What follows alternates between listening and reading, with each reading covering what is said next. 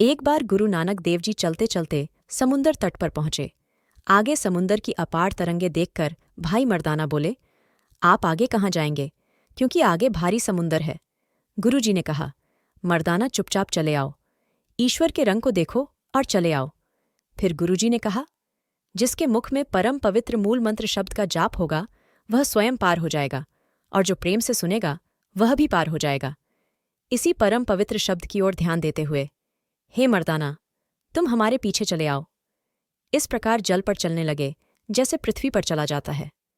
भाई मर्दाना ने कहा, हे महाराज, आप में और उस अल्लाह में तो अब कोई भेद नजर नहीं आता। गुरु जी ने कहा, हे मर्दाना, हमारा कथन मानकर चुपचाप चले आओ।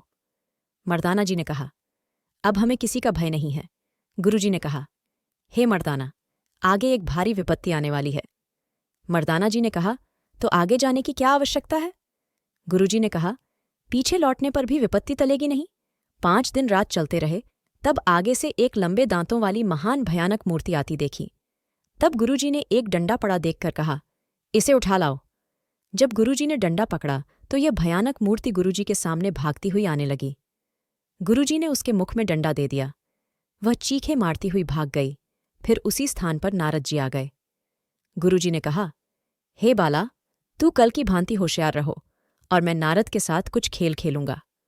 नारद ने कहा, आप इस भयानक प्रतिमा को क्या कहना चाहते हैं? यह तो सभी कुछ परमात्मा की आज्ञा से कर रही है। गुरु जी ने कहा, हे नारद, इसने साधारण संसारियों जैसे बर्ताव हम पर भी किया है, इसको भले बुरे की पहचान नहीं है। तब नारद ने उसको बुलाकर कहा, हे कलमाता, तुमको किसी साधु पर लपकने की आज्ञा नहीं है। उसने कहा, हे नारद, ये खुद तो छूट सकता है, परंतु यह साधारण जीवों को भी छुड़ा रहा है। उसने गुरुजी की ओर इशारा किया और कहा, यह कहता है कि जो भी मेरा शिष्य होगा वह छूट जाएगा और मेरे बाल नोचेगा। तब गुरुजी ने कहा, हे कल, तू किसकी आज्ञा से भ्रमण कर रही है?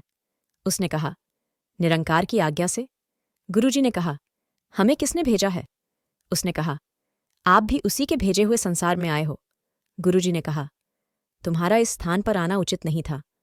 तुम्हारे लिए और संसार है, जो पुरुष हमारे उपदेश को मानेगा उस पर तेरा वार नहीं चलेगा। नारद जी ने कहा, हे कलमाता, यह नानक निरंकारी अत्यंत शक्ति का स्वामी है, तुझे भी सम्मान करना चाहिए। अगर वीडियो पसंद आई तो कृपया इसे लाइक, शेयर और सब्सक्राइब करें।